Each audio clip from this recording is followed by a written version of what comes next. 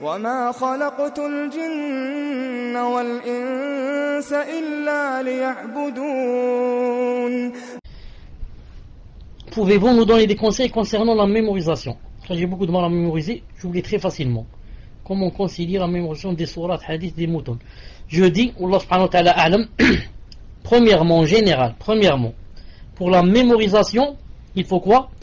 Il faudrait se vider spécialement pour la chose. Se vider spécialement pour la chose, c'est-à-dire n'avoir dans le cœur que cette chose, qu'apprendre. Ou du moins disons que le fait de penser à ces choses-là, c'est-à-dire à la science, etc., que ça prenne beaucoup plus de place qu'autre chose. Pour ne pas dire que on ne doit pas du tout penser à sa famille ou à son travail, c'est pas ce que je veux dire. Mais la plus grande place qui devrait être dans le cœur, c'est penser à comment apprendre le Coran, comment apprendre les hadiths, comment apprendre les moutons, par exemple. Donc ça joue un très grand rôle. Celui qui a, comme on dit, celui qui a la tête ailleurs, il peut pas penser à ces choses-là. Et là, ça me rappelle un hadith du Bukhari, qu'un prophète, alayhi salam, et attendez, il s'appelle Yusha ibn Nun, ce prophète s'appelle Yusha ibn Nun. C'est celui qui se trouve dans Sourate Al-Kahf. Quand vous lisez Sourate Al-Kahf, vous trouvez que Moussa alayhi salam est parti rencontrer le Khadir, ça. Il a pris avec lui un valet, ce valet c'est qui? Ce valet c'est aussi un prophète, il s'appelle Yusha ibn Nun. C'est pour cela que si on va bien méditer sur Sourate Al-Kahf, c'est une histoire qui s'est passée entre trois messagers, ou alors trois prophètes. Al-Khadir, qui est un messager, Moussa, un messager, et son valet, Yusha, qui est un messager, Yusha ibn Nun. Ce Yusha là, il est parti faire le djihad. Qu'est-ce qu'il a dit? Il a dit que 3 sortes de personnes ne me suivent pas. Il a dit c'est qui? Que 3 sortes de personnes ne me suivent pas dans le djihad. Celui qui a commencé à bâtir sa maison, il n'a pas terminé le toit. Celui qui a des chamelles qui vont mettre bas au monde et qui ne l'ont pas fait encore. Et attendez, je pense, c'est qui la troisième? Et celui qui a fait l'acte de mariage, il n'a pas encore consommé. Il a dit ces trois ne partent pas avec moi au djihad. Et ça, on dit pourquoi? Ces trois ont un point commun. C'est quoi? Ils ont le cœur, comme on dit, ils ont la tête ailleurs. Ils n'ont pas le cœur avec le djihad. Vous avez compris? Celui qui part au djihad et il pense toujours à sa femme. La chose la plus importante, ou alors l'une des meilleures choses, c'est la consommation. Il n'y a pas. Je vais au djihad, je vais mourir, etc. Donc il n'a pas la tête avec lui. Il risque même de se sauver au milieu du chemin. Et l'autre, subhanallah, la maison, il a commencé, la dalle, les piliers, ceci, il manque seulement le toit pour faire rentrer sa petite famille. Donc il n'a pas la tête avec le djihad. Et le troisième, autrefois les chameaux c'était très cher, etc.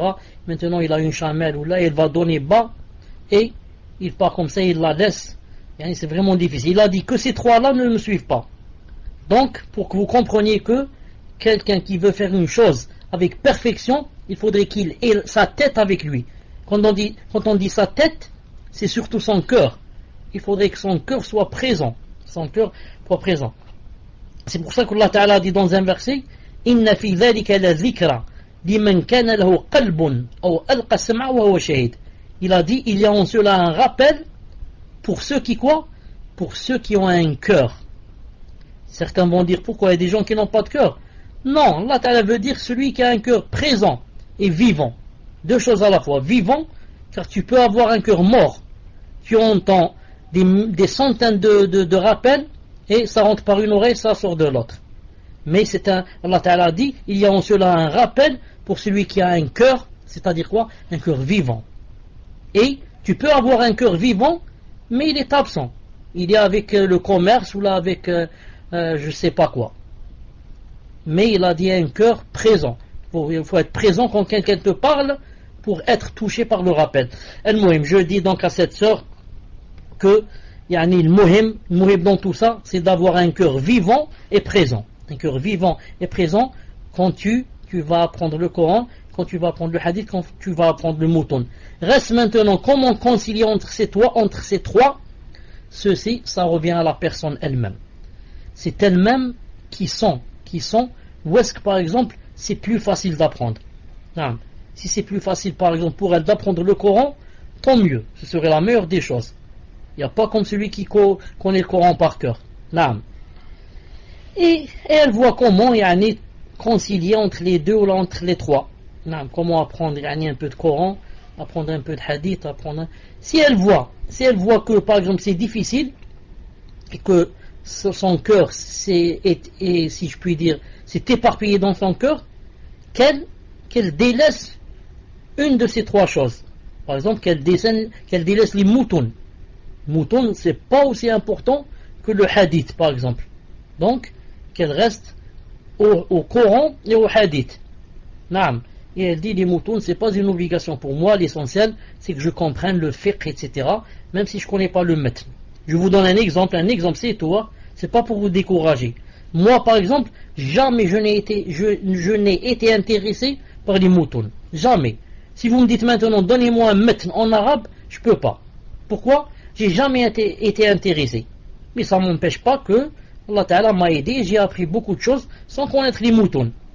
Mais est-ce que vous avez remarqué que quand je parle, yani, c'est dans beaucoup de cas je donne des hadiths, surtout de Cheikh Al-Albani, etc. Pourquoi? Donc je me suis intéressé beaucoup plus aux hadiths qu'aux moutons. Ça c'est juste un peu pour vous encourager et ne pas vous décourager. Car yani, on ne peut pas tout apprendre à la fois. Puisse Allah subhanahu wa ta'ala aider notre sœur et tous les talibous et talibatu ilm.